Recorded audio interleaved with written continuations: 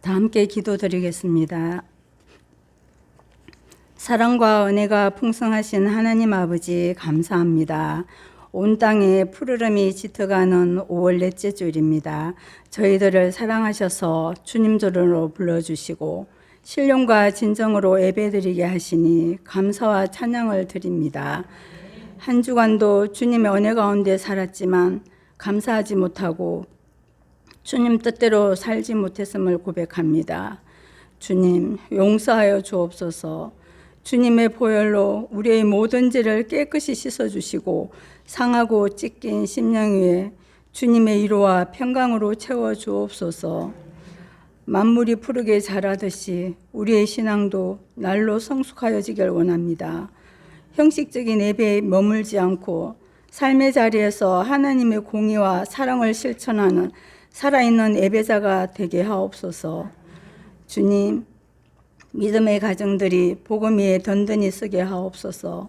부모는 자녀를 주의 교훈과 훈계로 양육하고 자녀는 부모를 주 안에서 공경하는 복된 가정 되게 하옵소서. 갈등과 아픔이 있는 가정을 회복시켜 주시고 평안을 허락하여 주옵소서. 우리 교회 청년들이 하나님을 인격적으로 만나 이 어두운 시대에 빛과 소금으로 자라나게 하옵소서. 다음 주일은 홈커밍 데이로 지킵니다. 오시는 전원주 목사님, 김학철 목사님과 함께하여 주시고 성령 충만함 주시어 큰 은혜의 시간 되게 하옵소서.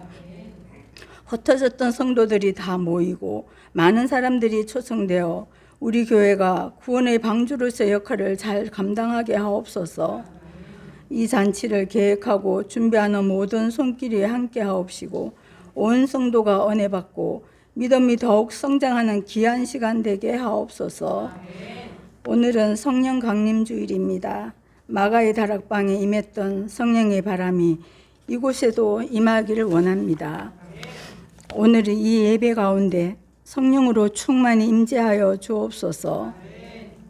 찬양할 때 마음이 열리게 하시고 말씀 들을 때 상한 몸과 마음에 회복의 역사가 있게 하옵시며 우리의 생각과 삶의 방향이 새로워지게 하옵소서. 말씀 전하시는 목사님께 성령의 권능과 지혜를 부어주셔서 선포되는 말씀이 우리의 심령을 깨치고 지친 마음을 일으키며 주님의 뜻을 분별하는 생명의 말씀 되게 하옵소서. 성령님 함께하여 주실 줄 믿사오며 예수님 이름으로 기도드립니다. 아멘. 우리 따라서 해볼까요? 하나님이 우리를 위하시면. 이 말씀으로 함께 전체적 은혜를 나누도록 하겠습니다.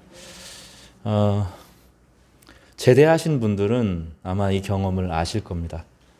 분명히 전역을 했는데 한동안 군대 꿈을 꿉니다. 꿈속에서 다시 입대하고 다시 기합을 받고 다시 그 좁은 내무 안으로 들어가 있습니다. 눈을 떠보면 내 방 천장인데 꿈에는 영락없이 그 시절 안에 있습니다. 군대만 그런 게 아니라 어려운 일을 겪었던 모든 사람들은 그 시절로 돌아가는 꿈을 꿉니다. 아직 거기서 벗어나지 못한 거죠. 스트레스가 심해지고 어려운 상황이 되고 몸이 좀 어려워지면 그 몸과 비슷했던 경험들을 꿈은 쫙 기억해내서 우리로 하여금 펼쳐 보여줍니다. 암투병했던 거, 나는 분명히 거기서 나왔는데 병상에 누워있는 겁니다. 그 직장 상사에서 괴롭힘 받았던 거 다 끝나고 이제는 새로운 삶인데 다시 거기서 그거 하고 있는 거죠. 이거 꿈인데, 내가 분명히 제대했는데, 내가 분명히 어려웠는데, 이런 생각을 하면서 깨어납니다. 그리고 아직 내 마음은 거기서 벗어나지 않았구나 하는 것을 알게 되죠. 특별히 군대가 특별한 이유는 그것이 자유를 극단적으로 제한하는 공간이었기 때문입니다. 내가 무엇을 먹을지, 언제 잘지, 어디 있을지, 무엇을 할지 이것들이 내가 결정하지 않습니다. 명령 체계가 다 결정하죠. 때로는 그 명령이 옳지 않다고 해도 그 지시가 마음에 들지 않아도 그 구조 안에 있는 한 그 방식이 나를 지배합니다. 그 구조라는 게 중요하죠. 군대에서는 한 번 군대에 들어가면 명령 체계에 복종하고 명령 안에서 사람이 정해집니다. 그 똑똑한 사람들이 거기서 바보가 됩니다. 군대라는 것은 한 사람의 능력을 다 발휘할 수 있도록 하는 것이 아니라 그 역할을만 하도록 말하기 때문에 그 사람의 모든 자유가 없어집니다. 오늘 우리가 읽은 로마서 8장은 그 이야기로 시작됩니다. 바울은 우리 모두가 한때 그런 공간, 그런 시간에 있었다고 말합니다. 군대가 아니라 죄의 지배 아래 있었다고. 죄는 단지 나쁜 행동을 하게 하는 것이 아니라 죄는 우리를 특정한 방식으로 생각하게 만들고 특정한 방식으로 자신을 바라보게 만들고 특정한 방식으로 하나님 관계를 경험하게 만드는 지배 구조라는 겁니다. 군대에서 아무리 착한 사람, 선한 사람, 능력이 많은 사람이 중요하지 않죠. 그 역할을 수행하느냐, 수행하지 않느냐가 중요할 뿐입니다. 죄라는 것이 그런 세계를 우리 가운데 가져다 줍니다. 그 죄의 구조 아래에 있다는 거죠. 그런데 로마서 8장은 그 시절이 끝났다고 선언을 합니다. 8장 1절에 보면 그러므로 이제 그리스도 예수 안에 있는 자에게는 결코 정죄함이 없나니 라고 말합니다. 다시 말하면 전역 통지서가 발부가 되었습니다. 그 회사에서 이제 나오게 되었습니다. 그 괴롭히는 사람 더 이상 만나지 않아도 됩니다. 그 병상에서 나왔습니다. 그런데 이미 나온 사람이 그 머릿속의 생각을 하는 겁니다. 그 빨간 모자 이미 끝났어요. 그렇죠? 해병대에 나온 분들은 해병대 나와 끝났어도 맨날 빨간 모자를 씁니다. 그 방식으로 생각하고 그 방식으로 해야 되는 거죠. 한 번 해병은 영원한 해병이라고 말합니다. 충성 멸공하면서 해병으로 평생 살기를 바랍니다. 왜냐하면 그 시절이 워낙 고통스럽고 그 고통을 이겨내었다는 자부심이 있는 거죠. 근데 제대하고 나면 옷을 벗어야 됩니다. 그렇지 않아요? 그 사람들 이미 자기가 전역했는데 위에 전역한 사람들에게 충성 막 해야 된다는 거예요. 그러지 말아야 됩니다. 이미 제대한 거죠. 정경 생각도 하기 싫더라고요. 한동안 그 제가 천안에서 정경 생활을 했는데 거기 싫더라고요. 그 정경 복장 이상한 막 줄무늬 있는 옷 보기만 해도 싫더라고요. 벗어내야 되죠. 한번 제대하면 끝난 거죠. 동호회 사람 만나가지고 막 그 시절 축구했던 얘기 할 필요 없다는 거예요. 그런데 사회생활에서 우리가 이미 제대하고 떠나고 다시 그 구조 안에서 그 이미 제대했는데 그 사람을 다시 우리 선배님 이럴 필요가 없는데 우리 인생에서도 그런 일이 벌어진다는 거예요. 이미 죄의 세계관에서 죄가 우리를 지배하는 세상에서 우리가 벗어났다는 거예요. 근데 사도 바울이 답답한 건 뭐냐면 이미 예수 그리스도가 우리를 위해서 죽으셨고, 그렇죠? 죄에서부터 우리를 자유하게 하셔서 하나님이 더 이상 우리를 정죄하지 않으시는 세상에서 살아가는데 그 방식이 아니라 옛날 방식으로, 옛날의 구조의 방식으로 사람들이 늘 매여 있다는 겁니다. 우리가 좀 사실은 이 부분에서 한국교회가 좀 정리가 좀 돼야 될 필요가 있는데, 옛날에 어르신들은 아무렴 그렇지 그렇고 말고 이런 노래들을 부르면서 막 있었다는 거죠. 그런 예수님이 우리를 위해 십자가에 죽으셨다는 이야기를 하면 막 눈물이 찰찰 흐르고 그 한 해 정서를 가지고 이제 표현을 했다는 거죠. 근데 이제 나라가 잘 살아지고 경제가 괜찮아지고 또 인권이 높아지고 여성의 삶이 보호를 받고 하고 나니 그 한들이 없어진 거죠. 여전히 남아있고 문화적으로 남아있지만 그럴 필요가 없는 세상에서 살아가요. 그러니 우리의 신앙의 고백이 담아내지를 못합니다. 우리의 찬양이, 우리의 신앙의 고백이, 우리 삶의 방식이 옛날의 삶에서 벗어나서 이제는 복음 안에서 어떻게 살아가야 되고 한을 극복하는 신앙을 넘어서서 오늘 예수 그리스도가 우리를 위해서 베풀어 주시는 그 자유의 삶, 이제 죄가 지배하지 않고 하나님의 아들로서 이 세상을 책임지는 존재로서 당당하게 일어나야 되는데 거기에 머물러 있어요. 옛날의 방식이. 한의 방식으로, 두려움의 방식으로, 염려의 방식으로. 그래서 자꾸 사람들을 죄로 몰아넣고 이렇게 거기에서 인생을 시작하게 하니까 죄와 자유 너무나 좋지만 이것을 넘어서는 하나님 백성의 위대한 아름다운 삶이 어디 있느냐, 이 얘기를 해야 된다는 겁니다. 그래서 이 시대를 향하여서 하나님의 자녀로서 어떻게 책임질 것인가, 그 일을 위해서 나는 어떻게 준비해야 될 것인가? 그 일을 위해서 내가 어떻게 기도해야 될 것인가? 라고 고백해야 된다는 거죠. 그런데 늘 우리가 과거에 매여 있으니 세상을 책임지는 자로서의 그 존귀함과 가치들을 잘 모르는 거죠. 그러니 항상 어디에 매여 있어요, 우리가? 물론 중요해요.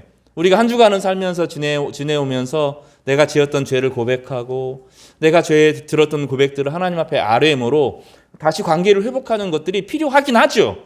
그러나 그 모든 것의 결정은 이미 주님께서 하셨다고 하면, 예수께서 우리의 모든 죄를 다 대속하셨다고 하면, 새로운 피조물이 되었다고 하면 이제 피조물로서 인생을 어떻게 살아가야 되는가에 대한 진지한 질문이 있어야 되는 거죠. 그런데 삶의 문제는 답답하고, 삶의 문제는 늘 각박하고, 삶의 문제는 쉽지가 않아요. 쉽지가 않은 문제를 가지고 주님이 나에게 후히 주시는 분이시다. 주님이 나에게 오늘도 은혜를 베푸실 뿐만 아니라 넉넉하게 이기게 하시고 그 일들을 감당하게 하실 뿐만 아니라 하나님의 아들들로서 이 세상을 책임지는 존재로 이끄신다라는 그 자신감과 용기 안에 담대하게 구해야 되는데 거기까지 구하지를 않는 겁니다. 기도해도 뭐 안 되는데, 내 죄 문제가 이렇게 큰데 하고 거기에만 머물러 있어서 이 시대를 책임지는 존재로서 염려하고 걱정하는, 그러니까 나의 문제를 염려하고 걱정하는 존재가 아니라 이 시대의 악함과 이 시대에 여전히 사탄이 지배하는 것 같은 그런 문제들과 여전히 변하지 않는 이 세상의 질서 앞에서 고난받는 피조물들을 대신해서 어떻게 이것을 풀어줄 것인가. 다시 말하면 하나님의 위대한 아들들로서 왕권의 역할을 감당할 것인가, 이것이 우리의 고민이 되고 그것을 향해서 열심히 기도하면 하나님께서 우리 가운데 기회를 열어주시고 공급하여 주시는데, 얼마큼 공급하여 주시냐면 넉넉히 공급하여 주신다는 거예요. 근데 그거를 믿지 못하니까 거기까지 기도가 안 나가는 거죠. 그래서 맨날 어디에 우리의 문제가 남아있냐면 그 10년 전, 20년, 30년 전 고생했던 그 문제에 딱 붙잡혀 있는 거죠. 야, 내가 결혼 처음 했을 때 우리 시어머니가 얼마나 나를 고생시켰는가, 그 얘기하고 있는 거죠. 내가 옛날에 어릴 때 정말 너무너무 힘들었는데 그 시절을 계속 머릿속에 담아두고 살면서 그 한에서 벗어나지 못하는 이 한의 신학에 머물러 있는 겁니다. 근데 주님은 그거 이미 끝났어. 너 제대했어. 벗어났어. 병상에서 일어났어. 이제는 하나님 나라의 왕으로서 살아야 돼. 이 세상을 변화시키는 존재로 살아야 돼. 너에게 그런 능력과 은혜가 있어. 마음껏 기도해봐. 내가 후히 줄 거야. 부어줄 거야. 고난도 역경도 어려움도 이기게 할 거야 라고 로마서 8장에 바울이 이야기하는 거예요.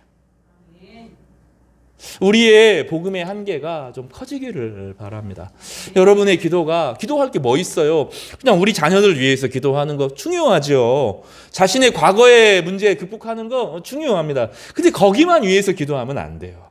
우리의 삶의 문제가 세상을 향하여 열려 있으면서 세상에 아직 고난받는 피조물들을 향하여서 어떻게 풀어줄 건가? 어떻게 음악을 음악답게 만들까? 어떻게 미술을 제대로 된 미술을 할까? 어떻게 이 멋진 영화를 만들어서 사람들로 하여금 자신의 삶을 한번 돌아보게 만들까? 어떻게 멋진 인생을 살아서 멋진 건축물을 만들어서 사람들로 하여금 자연과 조화를 만들면서 그곳에 들어가면 참 편안하게 할까? 어떻게 하면 이 세상에서 고난받는 사람들을 풀어줄 수 있을까? 이것이 우리 막 열정이 돼야 되는 거거든요. 우리의 열정이 왜 사그러져요? 이미 한에서 벗어났으니까요. 이미 나를 괴롭힌 사람이 없으니까요. 그러니 내가 막 그 문제를 가지고 목숨 걸고 기도할 필요가 없어요. 막 고난당하고 나를 역경을 주는 사람들이 있으면 주여 여기서 벗어나게 해주십시오. 이렇게 기도하겠죠. 그렇죠? 근데 어느 순간 내 안에 그런 고난과 그런 역경이 사라졌어요. 당장 먹을 게 있어요. 내일 먹어도 조금 어려워도 뭐 경제적으로 조금 노력하면 내 생활을 좀 할 수 있을 만큼 여유가 돼요. 왜 기도해요? 그런 여유가 있는데 내 자녀 교회 다니고 있고 뭐 어쩌다 신앙생활을 좀 못하고 있으면 근데 기도가 안 돼요. 왜냐하면 내 문제가 막 절박하지가 않아요. 절박할 이유가 없죠. 벗어났잖아요. 그럼 한국교회가 쇠퇴하는 중요한 이유를 우리는 이것을 세속화라고 부르거든요. 더 이상 하나님이 필요가 없어요. 아프면 어디 가면 돼요? 병원 가면 돼요. 힘들면 뭐 하면 돼요? 우울증이라고 약 진단 받으면서 약 먹으면 좀 어느 정도 진정이 돼요. 약 먹어서 치료가 되는 건 아닙니다. 약간 진정이 됩니다. 마음이 우울하면 어떻게 하면 돼요? 음악 들으면 돼요. 그렇지 않아요? 답답하면 뭐 하면 돼요? 여행하면 돼요. 그러니 기도할 필요가 없어요. 사실은 기도할 필요가 없는 것이 아니라 왜 기도해야 될지 목적을 모르는 거죠. 왜냐하면 여전히 과거에 매여 있는 신앙을 하기 때문입니다. 어려움에서 벗어나는 신앙이죠. 그러나 사실은 어떤 높은 회사를 경영하는 사람이나 그 어떤 중요한 일을 감당하는 사람은 아침에 일어나는 게 재밌거든요. 스트레스가 있지만 내가 하는 행동이 회사를 바꾸고 내가 어떤 결정을 하느냐에 따라서 이 상황이 바뀐다고 생각하면 삶이 재밌거든요. 거기에 매여서 내가 책임지는 존재로 세워져 가는 거죠. 이것을 뭐라고 부르냐면 왕권으로서의 신앙이라고 표현하는 거예요. 성경에서는 이것을 하나님의 아들들이라고 표현합니다. 우리가 지지난주에 살펴본 것처럼 온 세상은 하나님의 아들들이 나타나는 것을 기다리고 있습니다. 하나님의 아들들이 등장하면 모든 것이 다 변하게 될 것이기 때문이죠. 우리가 그 이야기를 다시 한번 읽어보겠습니다. 로마서 8장 18절 말씀입니다. 같이 읽어볼까요? 시작. 생각하건대 현재의 고난은 장차 우리에게 나타날 영광과 비교할 수 없도다. 피조물이 고대하는 바는 하나님의 아들들이 나타나는 것이니. 여기서 하나님의 아들들이라고 하는 것은 하나님과 함께 하나님의 능력으로 세상을 다스리는 존재들이라는 뜻이에요. 온 세상이 하나님의 아들들이 나타나기를 바랍니다. 그건 누구를 기다리는 겁니까? 여러분을 기다리고 있는 거죠. 여러분을 통하여서 어떤 일이 일어나는 거죠. 여러분이 있는 것과 없는 것이 확연하게 표시가 나는 거죠. 여러분을 통하여서 누군가에게 삶의 변화가 일어나고 절망과 어두움과 두려움에서 벗어나는 일들이 일어나는 거죠. 본문을 묵상하면서 선교사님들을 생각 안 할 수가 없어요. 19, 20, 21, 22 혹은 인생의 전성기를 살아가는 사람들이 한국에 내려와요. 이 땅에 와서 조선 사람들과 함께 살아가면서 그 역경과 고난을 같이 감당합니다. 그들이 아무렴 그렇지 그런 노래 부르는 것이 아니라 이미 예수 그리스도 안에서 새로운 피조물로서 인생을 살아가면서 그 인생을 통하여서 세상에 그곳에 가서 고난당하는 사람들과 함께 있으므로 그들의 삶이 완전히 바뀌어질 것을 기대하는 거죠. 그들은 대한민국에 조선에 내려왔고 고난받는 모든 사람들과 함께 하였고 그 결과가 대한민국이 된 거죠. 많은 사람들이 그 부분을 자꾸 잃어버리려고 역사학자들은 그 부분들을 제하고 이야기하려고 해요. 얼마나 많은 선교사님들이 한국에 왔는지 그들을 통하여서 여성의 인권이 어떻게 달라졌는지 이야기하지 않으려고 해요. 얼마나 많은 선교사님들이 이 땅에 와서 병원을 세웠는지 얼마나 많은 사람들이 미국과 그 부흥을 경험했던 세대들이죠. 지금 미국이 아닙니다. 그 부흥을 경험했던 세대들이 자신의 돈들을 모으고 모아서 이 병원들을 세우고 학교들을 세웠는지 말하지 않으려고 해요. 근데 대하의 전주는 잃어버리면 안 되죠. 예수병원 그렇게 선교사님들이 세운 학교잖아요. 기전, 성심, 여기 신흥고 이런 학교들 다 선교사님들이 만들어서 세운 학교들이잖아요. 단지 그냥 학교가 만들어지는 것이 아니라 한국의 커리큘럼을 따라서 세워진 것이 아니라 그곳에서 배웠던 사람들이 기독교의 정신을 가지고 이 젊은 아이들, 여자 아이들 또 공부할 수 없는 사람들에게 교육의 기회를 제공하기 위해서 온 힘을 다했다고요. 그런 사람들이 모으고 의료보험 제도를 만들고 이런 것 안에 우리가 모든 혜택을 누리고 있는 거죠. 즐겁게 기쁘고 감사함으로 헌신하는 신앙으로의 전환이 우리 가운데 일어나야 될 줄로 믿습니다. 저희 교회가 지금 그 일들을 하는 거죠. 훨씬 전에 일어난 예수 그리스도를 통해서 일어난 이 구원의 놀라운 기쁨의 소식이 우리 가운데 와닿지 않는 거예요. 우리가 이제는 어떤 일이 일어나야 돼요? 나를 위해서 죽으신 십자가 그 그리스도의 사랑 안에서 이제는 성령을 통하여서 오늘 성령 강림 주일이라고 말씀하셨는데 성령을 통해서 우리 인생 가운데 어떻게 복을 전하는 사람으로 변할 것인가? 자기 자신의 그리스도 안에 있는 자기의 정체성을 새롭게 정의하는 한의 신앙에서 벗어나서 기쁨과 감사의 신앙으로 더 나아가서 어떻게 해요? 하나님의 아들들의 신앙으로 성장하기를 사도 바울은 우리 가운데 요구하고 있는 거예요.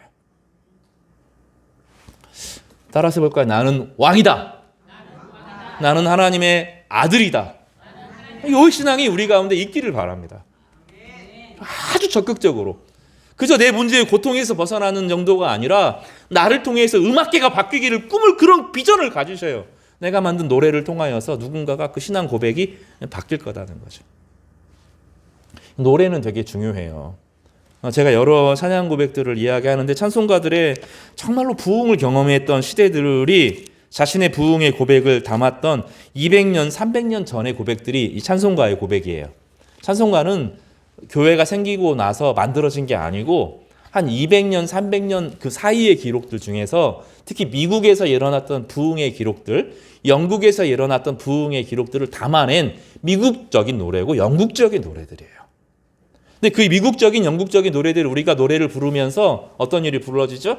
내 신앙의 고백이 돼요. 신앙의 고백을 표현하면서 나를 만들어내는 도구가 되어져요.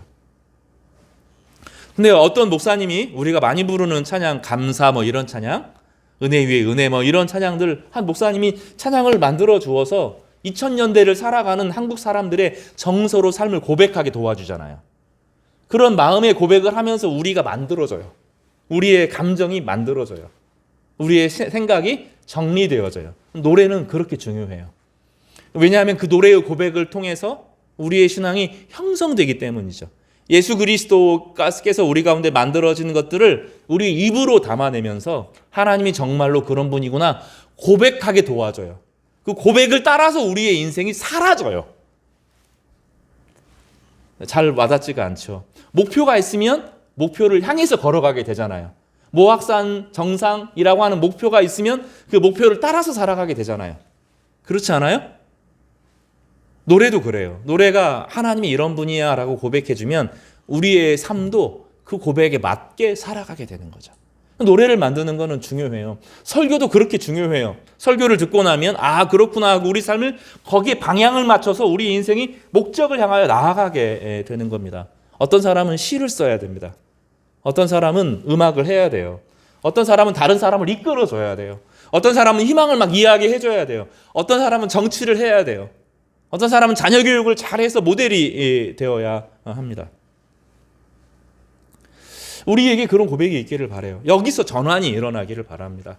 한의 신앙에서 벗어나서 우리를 향한 왕의 신앙으로의 전환이 일어나기를 바랍니다. 이 교만한 게 아니라 그리스도 안에서 새로운 정체성을 갖는 거죠. 로마서 8장 1절에서는 죄의 지배 방식은 끝났다고 설명을 합니다. 그러므로 따라서 해보세요. 그러므로 이제 그리스도 예수 안에 있는 자에게는 결코 정죄함이 없느니라.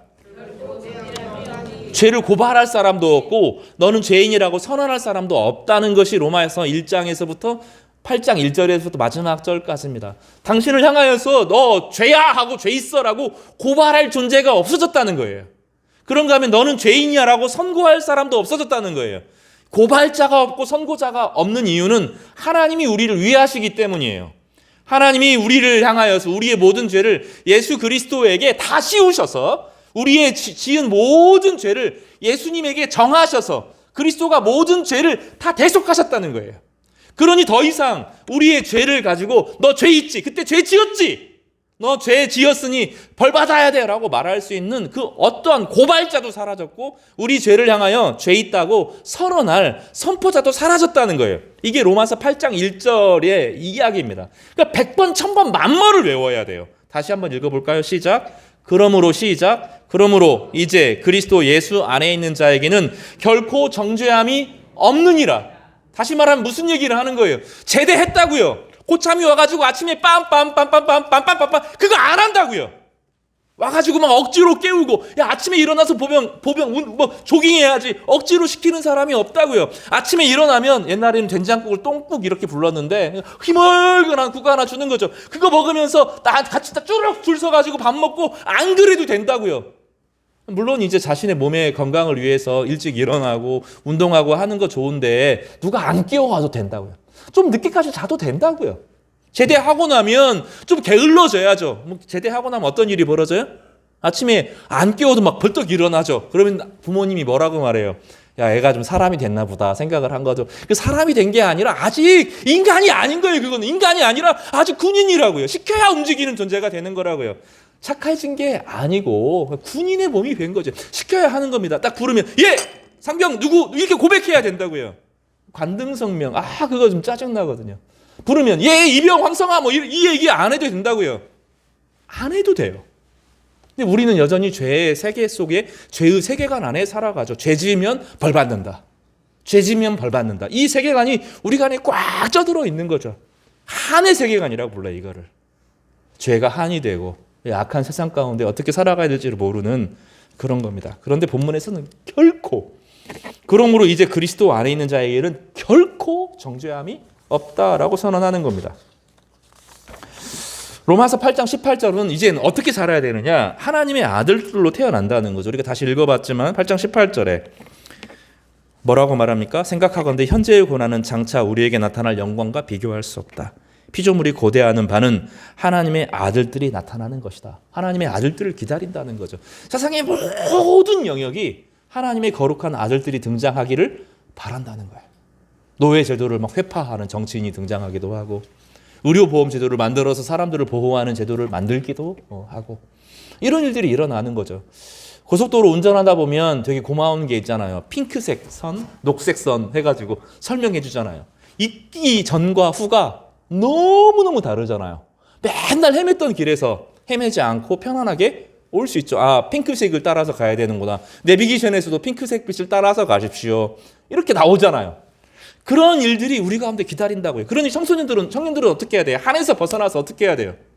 나를 통하여 세상이 어떻게 변할 수 있을까? 하나님께서 우리를 통하여 어떤 일을 이루실 수 있을까? 기대하고 소망하고 꿈꾸는 거죠. 나이가 들어도 그 꿈이 있어요. 로마 사도행전은 뭐라고 표현하냐면 늙은이나 이렇게 표현해요. 늙은이는 꿈을 꾸고 환상을 본다. 이렇게 설명하죠. 나이가 들어도 꿈이 있어요. 나를 통하여서 하나님께서 어떻게 이 시대에 의미 있고 가치 있게 세상 사람들에게 소망을 가져오는 사람이 되게 할까? 과거를 추억하는 신앙이 아니라 나의 미래를 통하여 하나님께서 어떤 일을 이루실까 기대하고 꿈꾸고 소망하는 거죠.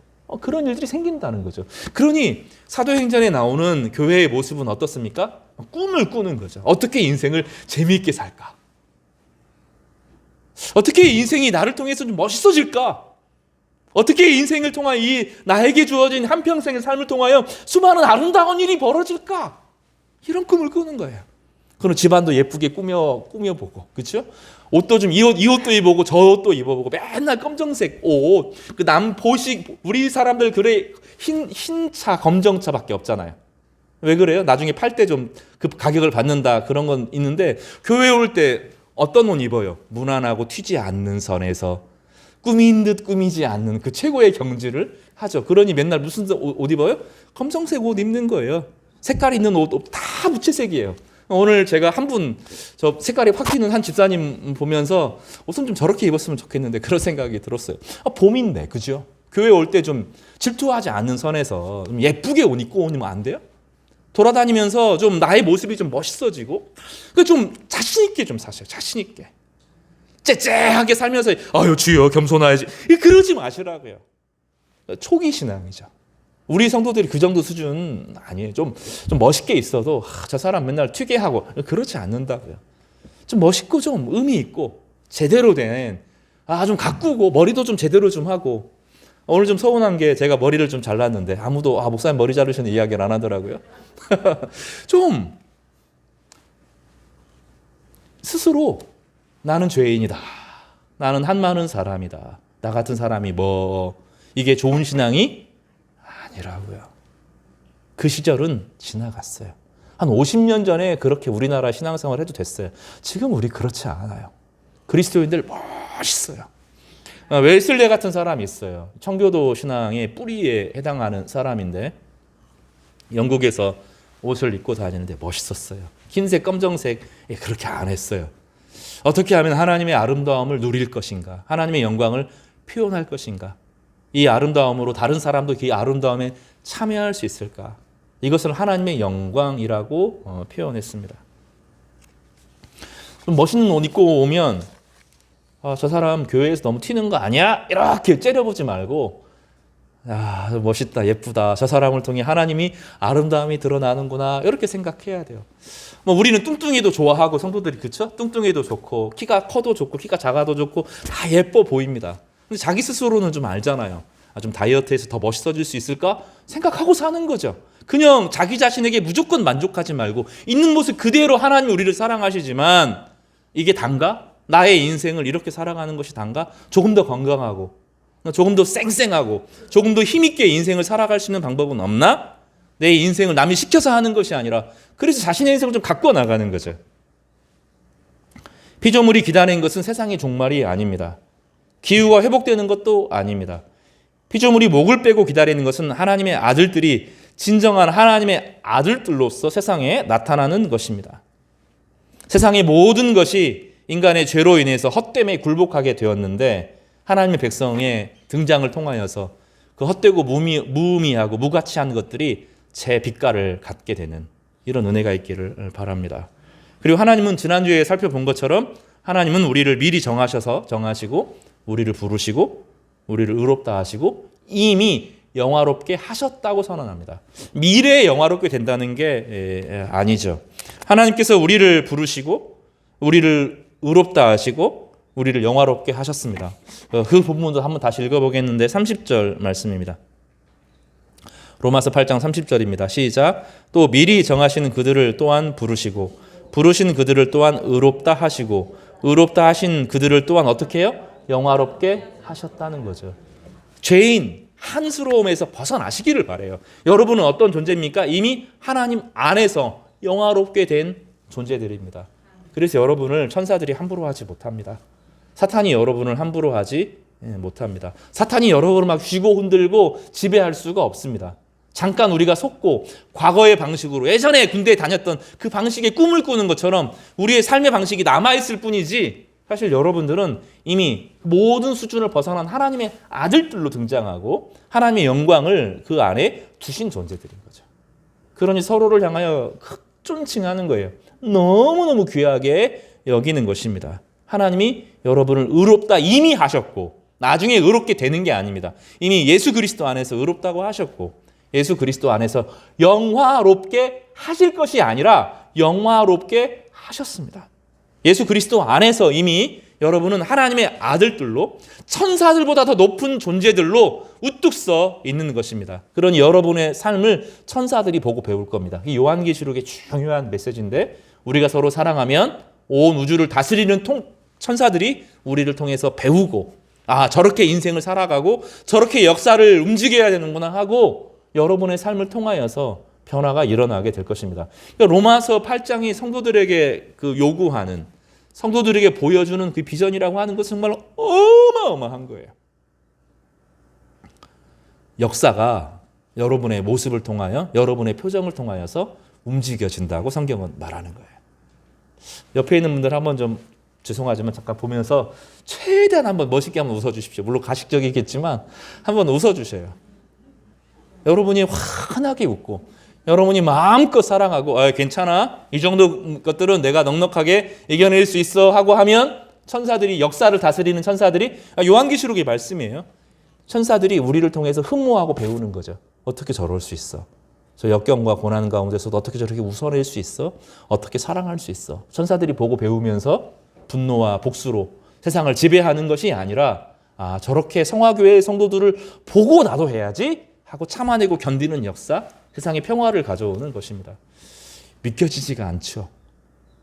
여러분 그렇게 위대한 존재들입니다. 하나님이 여러분을 영화스럽게 하셨습니다. 31절의 이후로는 이제 그 얘기를 계속하는 거죠. 본문에서 오늘 다뤄지는 모든 이야기들은 이제 그 배경에서 이루어지는데 결론이 오늘 본문에서 그렇게 어렵지 않습니다. 이제 로마서 8장의 마지막 부분인데 1부에서 우리가 뭐라고 그래서 죄의 지배가 끝났다라면 2부에서는 로마서 18절에서부터는 하나님이 부르시고 의롭다 하시고 영화롭게 하신 존재로서 우리가 세상에 나타나게 된다는 것입니다. 구약 성경의 모든 이야기는 그 이야기를 보여주는 이야기입니다. 야곱도 요셉도 모세도 다 형편없는 사람들이었는데 나중에 영화스럽게 되어서 피조물들을 구원하는 이야기가 성경 전체의 이야기이고, 우리를 통하여서 그걸 보고 배우라고, 우리가 살아야 될 삶이 바로 그것이라고 설명하는 것입니다. 세 번째, 우리가 오늘 살펴보는 이 본문은 그 하나님의 아들들로서 우리가 어떻게 인생에서 살아야 되느냐 하는 것을 다시 보여주는데, 31절과 32절에서는 하나님이 우리를 위하고 계신다라는 것입니다. 우리는 적대적인 세상에서 살았고 인색한 세상에서 살았습니다. 군대 생활한 것처럼, 병실 생활한 것처럼, 못된 상사 밑에서 일하는 것처럼 인생을 살면서 세상은 원래 잔인하고, 세상은 약육강식의 세상이고, 죽도록 노력해야 겨우 얻어지는 세상이고, 그래도 안 되는 세상이라고 우리는 늘 배워왔어요. 우리 몸이 그걸 기억하고 있습니다. 그런데 예수 안에서 신앙의 세계는 그런 게 아니라는 거예요. 신앙의 세계라고 하는 것은 하나님이 우리를 위하고 계신다는 거죠. 31절과 32절 말씀 같이 읽어보겠습니다. 시작. 그런즉 이 일에 대하여 우리가 무슨 말 하리요? 만일 하나님이 우리를 위하시면 누가 우리를 대적하리요? 자기 아들을 아끼지 아니하시고 우리 모든 사람을 위하여 내주신 이가 어찌 그 아들과 함께 모든 것을 우리에게 주시지 아니하겠느냐? 하나님은 인색하지 않다는 거예요.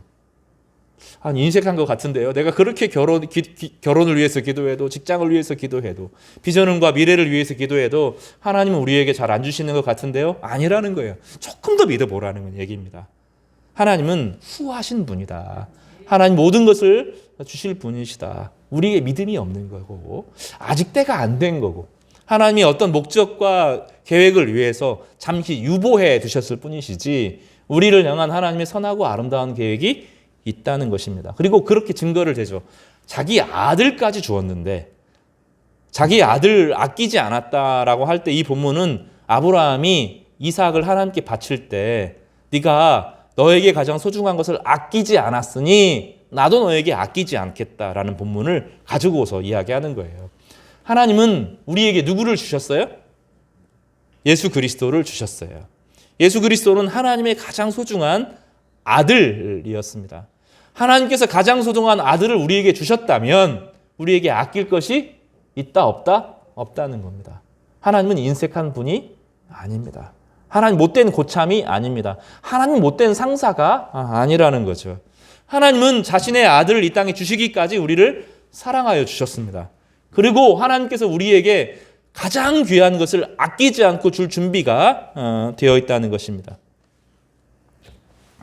33절에 그러면 아끼지 않을 때 무엇을 아끼지 않는지 살펴볼 텐데 33절과 34절 조금 더 근거를 설명하는 거예요. 같이 읽어보겠습니다. 시작. 누가 능히 하나님께서 택하신 자들을 고발하리요? 의롭다 하신 이는 하나님이시니 누가 정죄하리요? 죽으실 뿐 아니라 다시 살아나신 이는 그리스도 예수시니 그는 하나님 우편에 계신 자요 우리를 위하여 간구하시는 자신이라. 하나님은 아끼지 않고 인색하지 않는 분이라 그랬어요. 또 그 근거를 대요. 하나님께서 우리를 향하여 고발할 사람이 우리가, 하나님께서 우리를 의롭다고 하시는데 예수께서 우리의 모든 죄를 대신해서 죽으셨잖아요. 그걸 전제로 이야기합니다. 이미 그건 확실한 일이라는 거예요. 그렇다고 하면 우리를 고발할 수 있어요, 없어요? 고발할 자가 있어요, 없어요? 없어졌다는 거예요. 그런가 하면 고발할 자가 없어질 뿐만 아니라 34절에는 정죄는 선고한다는 거예요. 선고할 사람이 있어요, 없어요? 없어요. 그러니까 고발할 사람도 없고 선고할 사람도 없어요. 우리는 하나님의 자녀로 이미 등장하게 되었다라고 말합니다. 그래서 하나님께서 더 나아가서 예수께서 우리를 위해서 기도하고 계시죠. 그러니 로마서 전체가 무슨 얘기를 하냐면 피조물이 우리를 위해서 기도하고, 우리 영혼이 우리를 위해서 기도하고, 성령께서 우리를 위해서 기도하고, 하늘 하나님 우편에 계셔서 예수께서 우리를 위해서 기도하고 계시고, 하나님이 우리 편이 되신다는 거죠. 로마서 8장 전체가 그 얘기를 하는 겁니다. 그러니 어떻게 해야 된다는 거죠?